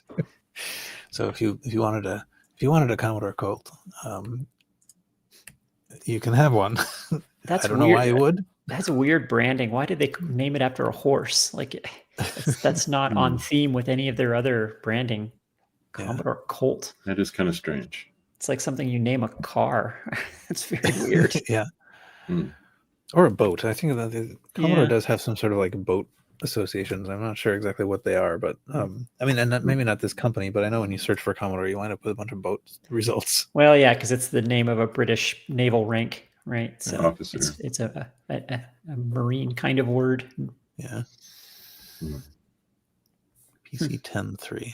Yeah. Anyway, that was the Wikipedia picture we were looking at before. But anyway, yeah. So if you have $250 or a lower amount that you offer and get accepted, you can have your very own Commodore Colt. where is it? It's yeah, for me it's actually like another $80 shipping, but I guess that's how it goes. It's in Louisiana. Yeah, I guess if you're a Commodore completist, I don't think it has. I mean, obviously, it doesn't have any big, unique standouts. It's not got a SID chip that it reaches out to when it's trying to play the better music. But yeah, it's. I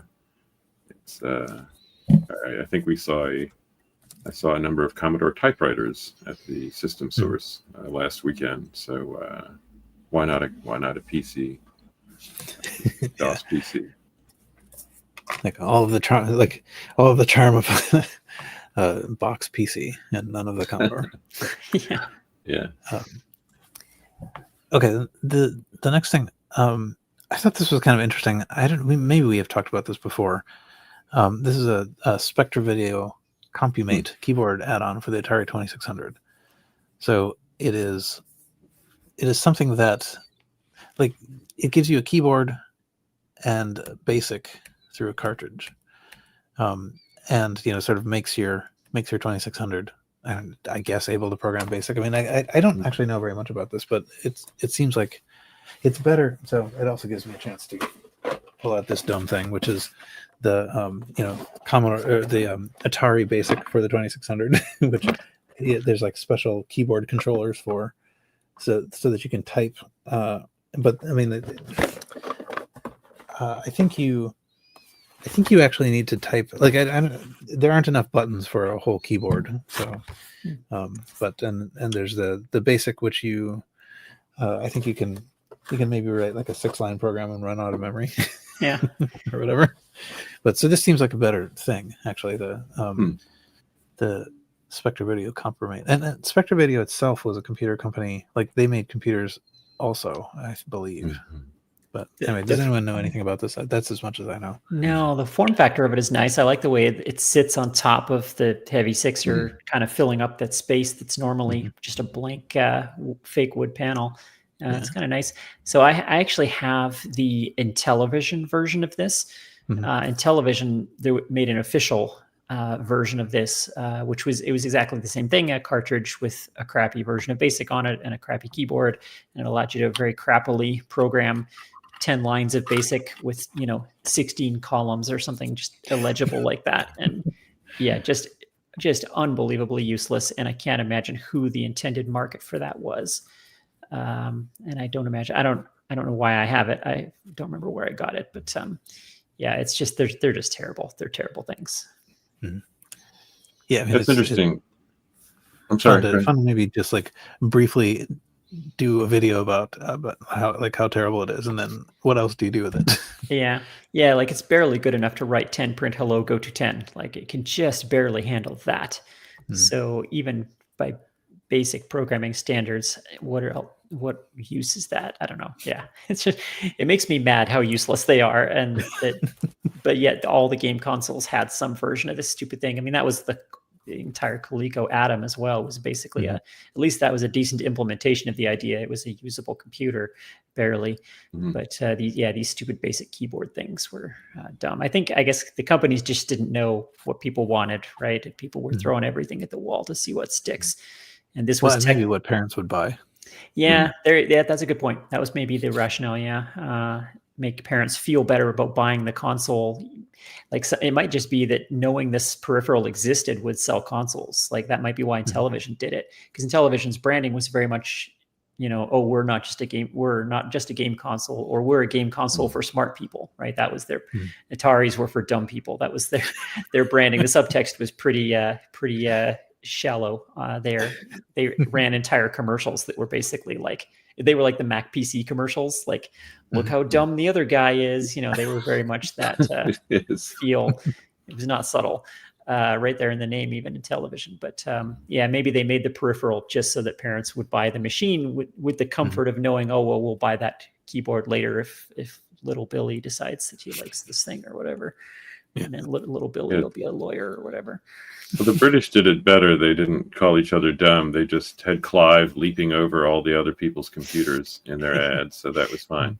Yeah. No, I'm looking at here, I was digging around as you were talking. I was remembering that Atari advertised a basic programming, a keyboard with BASIC, and apparently they did. There was a picture of a full keyboard that it plugged in, but Atari never released it. And in this Atari Age thread, they're talking about, yes, the seems like the best option is the Compumate, the Spectre Video with keyboard sits on top. Everything you'd expect in a home computer. Apparently, but then another functionality. The person here chatting, the person responding here, and mentioned that there was another programming option, and it had a single hex keypad for programming in machine language. Oh wow! So I guess you could plug. I don't know. That's her hardcore. Name mentioned, but you could plug in this. I want to do some assembly. I want to chase the beam with a little number pad in hex and write. Not even assembly. You got to hand assemble it too. In machine language, in machine language. So surprised they the Atari would never. And you have to type it in each time. Yeah, exactly. Yeah. There's no way to save it. Yeah. Jeez. I thought the Atari one came out. That's weird. I guess I'm remembering looking back on these archives of documents. It's probably featured in a lot of websites about history of 2600. But yeah, that Atari one never released. Interesting that Spectre Video. I mean, they were MSX ish with their own stuff. Anyway, there was let's see. I did find, if you go out there and look on YouTube, you can find people who have gotten one of these things and plugged it in and tried to see like what you can program on it. So they've been afflicted with the keyboard system.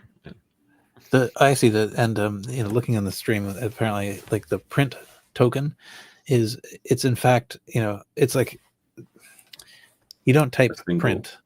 A single unit. A single character. They've created custom characters for each keyword, which is smart because when you've got like 10 characters or 10 columns of character rendering, you better find ways to compress it.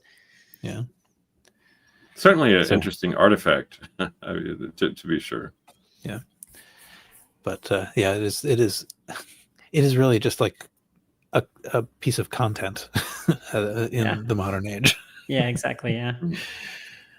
Okay, let's see. What else do I have? I don't think I talked about this before. Sometimes I leave things in the list when I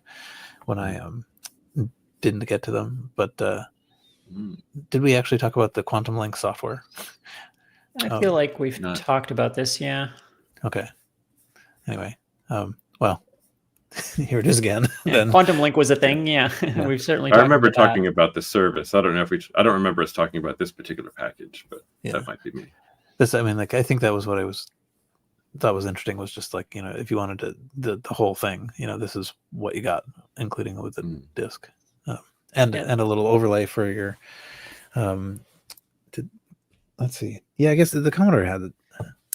Yeah, it has buttons on the right. Yeah, it has a little column of function keys on the right, so that's an overlay for those. Yeah. Okay, so the Atari did too. So, I guess Apple missed the boat on that. All right, actually, they just got there before the boat arrived. So, but anyway, yeah, I mean, it's $175, which is a lot for a disc you can't use and and all that. But I mean, it's kind of interesting just to see the physical artifact. It's funny that the ad calls it pre AOL collectible, which is a weird framing. I mean, it's sort of technically true, I guess. But then the user's name is Classic AOL Fan, which I didn't know there were AOL fans. I guess it sort of makes sense that there would be. It was a popular service, so.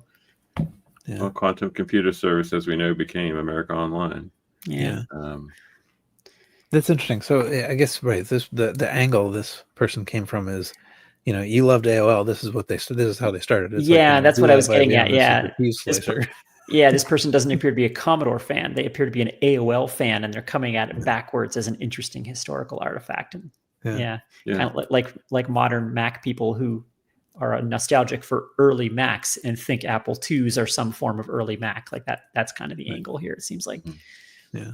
So I'm like a tiny bit nerd mad about it, I guess is what I'm saying. Okay. I could feel that. Yeah. Am I remembering correctly that like a couple of years ago, maybe 3 years ago, someone was setting up, taking the software and setting up basically a modern back end for the Quantum Link software? Paul, you're nodding your head. We talked about that, I'm sure. Yeah, I'm pretty sure that Earl knew something about that, and I know less about that. Yeah. Quantum Link Reloaded. Yeah, it has been resuscitated. People are running Quantum Link servers now. I have seen that. And I feel like there was a tie-in as well to, and again, I feel like I should know. I feel like I once knew more about this, but the Apple had its online Apple Link. Yeah. So did that spawn from Quantum Link as well, or that was connected to something? I think it might have been eWorld.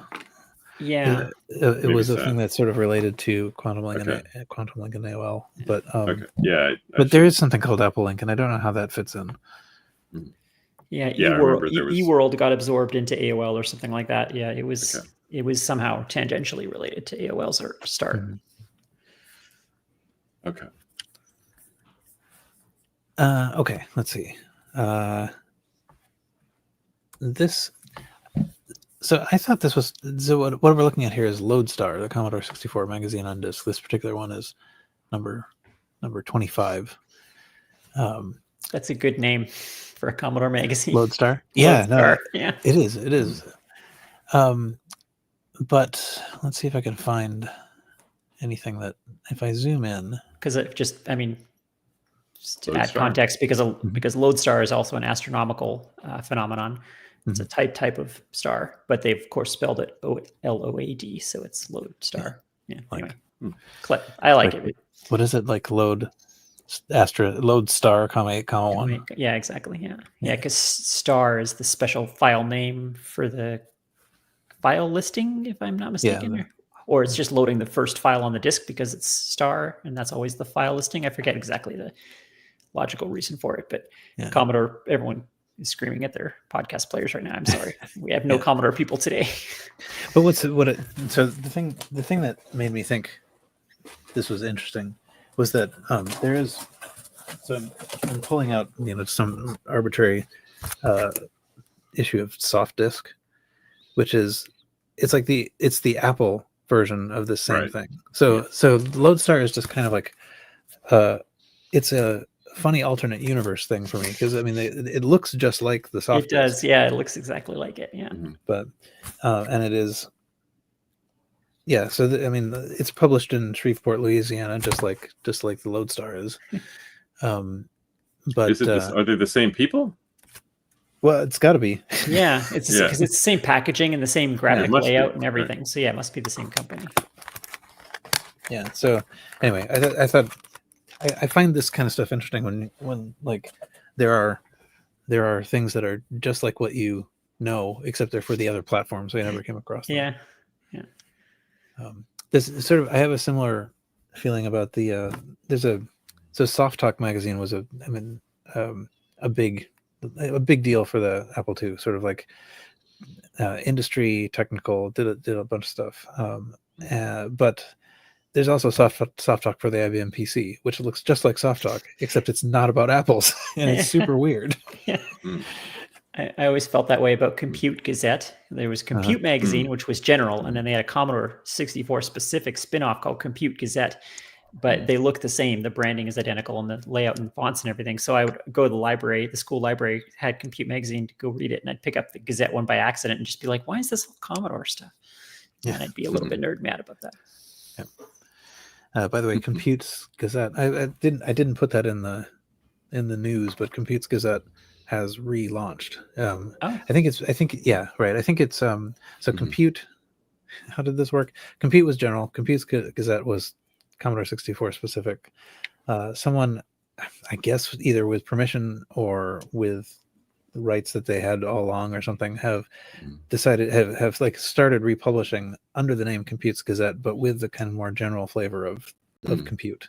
Oh, okay. Weird. So I don't think it's Commodore specific, but for some reason I don't know why they picked the Gazette. Maybe that was the branding they could buy. Maybe the must other have been Well, I original. suppose that's possible. Yeah. maybe the full branding was too expensive, or nobody would sell it to them, or something. I always found it annoying that it was Commodore specific, but that was not implied in any way in the title. Uh-huh. So I think it actually took me a couple of issues of reading it to figure out that it was a Commodore only magazine, just because it didn't say that in the title. It's a Compute Gazette. It's just a generic term. Why didn't they call it Compute Commodore or something? Right. Yeah. That's cool. Anyway, yeah, I believe the first issue is by now shipped. I think we never did quite get around to talking about this, while it was coming up and then getting ready to ship. No, we didn't. But I was under the impression that because it was Compute's Gazette, that this new outing was Commodore specific, and that really, I'm not a big Commodore guy, even retroactively, so to speak. So I didn't pay much attention. But yeah, okay, cool. It's general. Well, they certainly are not ignoring Commodore, given that the cover is Commodore is back. Well, yeah, I mean, But, that's a good story for them. Yeah. Yeah, but I did think that it was not Commodore only. Perhaps it is not. I may have made that up. I don't know. I'm not going to read the comments though, because We read could comments. probably. That's the kind of airtight journalism that our audience is here for. Right. Does anyone know about this? I don't know. Maybe I'm wrong. Whatever. I will assert this anyway. Yeah, I'm not going to spend the 5 minutes to look it up. Well, I'll say, circling back to clarify our airtight journalism, I did a quick search, and indeed, it was Quantum Computer Services and Apple together that created Apple Link. So okay. it was out of the same people. Oh, okay. Oh, and then Apple Link became AOL? Well, Apple Link, eventually the service, beta test, looking at Wikipedia, beta test users were generally disappointed that the new service did not give them access to the real Apple Link, blah, blah, blah. Eventually, the service was released instead as America Online. So Okay. I guess there was different iterations of this, and Apple Link seems to have become America Online, but with obviously, Yeah, that sounds generality familiar. I remember reading some vague connection there between. And I mean, Apple I know Link we've and talked AOL. about this in the distant past. I am not remembering as I used to, I think, on this. That famous 1991, looking at the date, first email from space was on the shuttle using Apple Link with the Mac Portable as the first email sent from space through Apple Link. So This is right before they ejected the disk across the room. yes, yes, indeed. That's it. I mean, it's too bad that the video is 1990s video, but that is pretty hilarious. Mhm. The the floppy just sort of like cruising across All the way room. across. Yes. Yeah. And I guess It actually would have been pretty funny if the portable itself just sort of shifted away, except that those things are actually quite heavy. Yeah, a little. I was going to say it must have moved a little bit, right? It would have. was bolted Yeah, down. It would have to have moved a little bit. So Yeah, it would have definitely picked up some Delta V, as they say in the biz. Right. I know stuff. I know people. Excellent.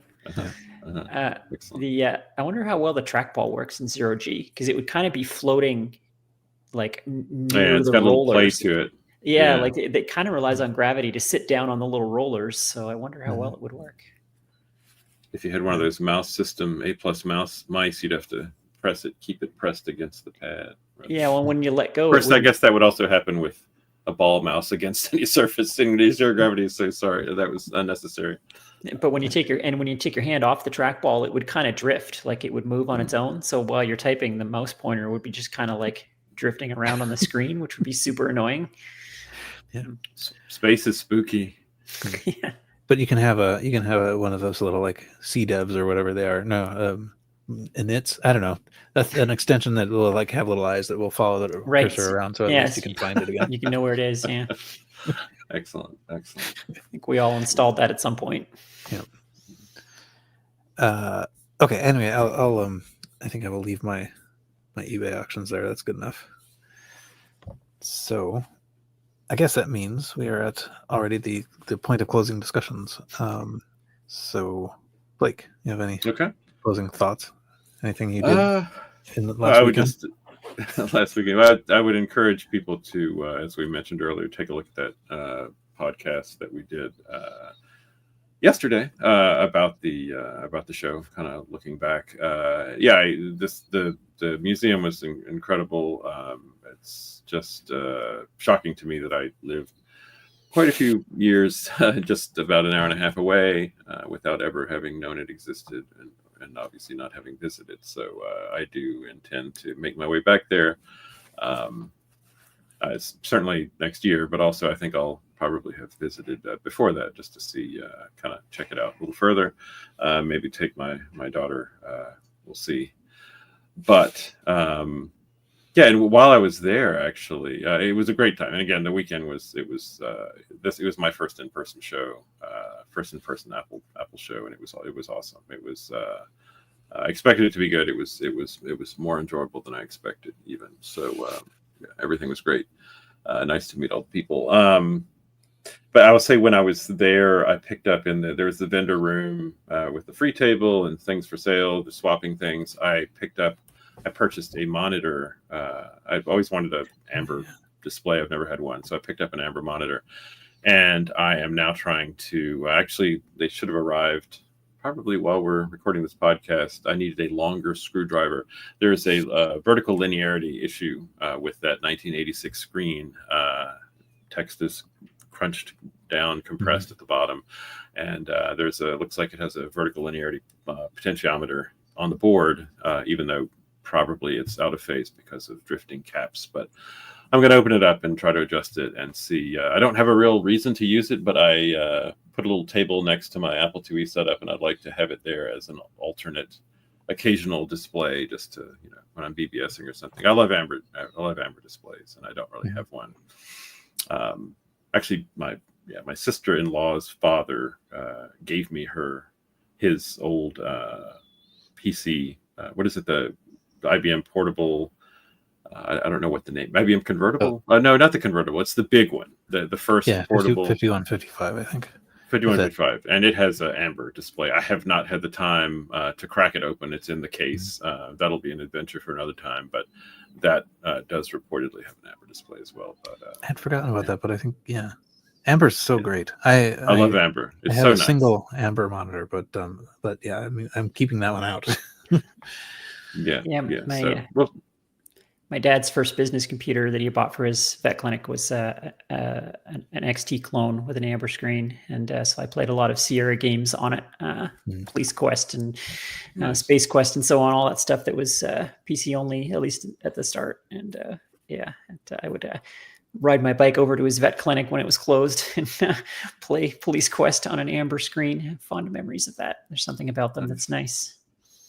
Yeah, there's a warmth or something to it, but therefore I would like to actually fix it and have it, looking nice and usable. So I'm gonna take that longer screwdriver. The one of the screws is something like 10 inches into a little hole. So I'll have my tool for that probably waiting upstairs. So we'll see, and I'll try not to electrocute myself. But I might have to replace some caps. So anyway, that's an immediate project. And but yeah, otherwise, just still thinking back and enjoying, having enjoyed the week ago event. So, How about you folks? Well, I was also there. It's for me. I think it's about like 7 hours away. And one of the most delightful things is that, like a couple days after it was over, someone from the System Source Museum posted a little photo saying, someone left a bin of Apple III motherboards here. Like, no, that's my bin. Those are my motherboards. They are 7 hours away. Oh, no. So it's possible. They have a repair workshop coming up in a couple of weeks. It's possible I might go to the repair workshop both to pick up my, I can see the place again and also get this bin. But on the other hand, that's a lot of driving. Is that 7 hours each way? It is, yeah. Oof, yeah, that's a long round trip just to pick up a box. Can they ship it to you? Yeah, it's. I mean, I felt bad asking, Mm. but the more I look at like how many times I have to refill the gas tank and stuff, I might consider asking and say, Yeah. "I will pay you what it would have cost me in gas Yeah. to do this." Yeah. Oh, that's a bummer. Yeah. Anyway, but no, that was a the museum was fantastic, and I only sort of scratched the surface of it. They did have a linotype machine there. It apparently hasn't been working for a while, but I got to see like QWERTY on the actual keyboard, or not? No, Shrewdloo. That's what I meant. Like the whatever the AI block moving program from the 60s was named Shrewdloo because that's the order of the letters down the. I think it's actually the second row of the linotype. This was they would like swipe down this to or sort of indicate they've failed this line, and so it should not they should do it over. But very occasionally Shrewdloo would show up in print because someone missed the fact that this was a failed line. Okay. I don't think I knew the whole story there. Okay. Yeah, That's a good bit of trivia. That's cool. Probably safer that the thing wasn't running. I think it's it's a bunch of like molten metal, right? That was a lot of machinery. That was a lot of equipment right there. They must be loud. I bet it's loud. Yeah. But I guess I guess the main thing that's occupying my brain space at the moment is that the legend of the stuff that's in my office has grown over the years of the RCR. But unfortunately, I'm moving to a different office. So I think I've talked about that, in the closing notes of other episodes. But the movers come tomorrow. So it's like crunch time now. So I've been shuffling stuff off back to the storage space that I have and putting things in boxes that are going to go in the new place. But so that's why I have all this stuff like at hand, all the Atari Basics things and whatever. Oh, and so I think I showed some of the stuff before we were on the stream, but I found I have a Novation Cat modem that is Apple branded. Apple sold briefly in their early catalogs a communications package that included a modem. That's, I think, in Apple parlance, it's like modem 2B or 2A or something like that. And, but nobody has them. They're very uncommon. I forget when I got it, but I mean, whatever. I'd been looking for it for a while, and it took some time. But it's kind of cool to see all this stuff again. But it's not cool to have to pack it by tomorrow. No, is there much left? There is much left. Yeah, I see. Okay. I mean, I think in reality, I'm probably not going to quite make it. The movers come and they take stuff that I put in the designated white boxes for movers, and I think I have to the end of the week before they change the locks. So, okay. But everybody else in my department is, of course, long since done because they just had normal bookshelves and things rather than towers of vintage computing machinery. But so we'll see. Anyway, that's where my brain is, and that's also has something to do with why we're recording this before the previous episode got out. But hopefully, by the time you hear this, you will have heard the previous episode also. So that's it for me. Quinn, any closing thoughts? I guess the only retro adjacent thing that I've been doing is so we've talked on a recent episode about how I was playing Stronghold, which is my favorite game from the early 2000s. Well, my second or other favorite game from that time period, it's a close second, is Roller Coaster Tycoon. And I've recently, perhaps to my detriment, learned that there is in fact a flawless fan recreation of it called OpenRCT2. And I made the terrible life decision of installing it, and have gotten a lot less done in my real life as a result of that, knowing that exists. It's I always thought that game was going to be unemulatable or unsalvageable because it's kind of famous for being the last of the lone wolf programming efforts, because Chris Sawyer kind of famously sat down at his PC one day and banged out this game entirely in x86 assembly, and thus permanently trapping it in about a 6-year window of PC hardware and making it completely impossible to port to anything else ever. Well, never underestimate the enthusiasm of future fandom, because obviously it's not a hot take to say it's a favorite game. It was like everybody's favorite game for 10 years there. And one of the nice things, it's nice, Commodore people know this, it's nice to like things that were popular, because then later there's an enormous fan base that will support those things. I mean, being a fan of Stronghold is a pretty rough ride, because nobody cared about that game except me. But millions of people care about Roller Coaster Tycoon. So there was this enormous effort to port it. And so OpenRCT2 is a complete re-implementation line by line of the original engine. And they literally disassembled Chris Sawyer's code and rewrote every line of it in some modern C dialect. I don't know if it's C# or C++ or what, but and so it's functionally absolutely identical. Like, they recreated all the original bugs, all the original quirks, all the original everything. It's not just like a spiritual successor or whatever. It's a legit port. And they have since, now fixed some bugs and added a few tiny little quality of life improvements here and there, but essentially it's the exact same game. And it runs all the same data files and everything, all the same save games and everything. So anyway, it's a really phenomenal effort, and it's just flawless as far as I can tell.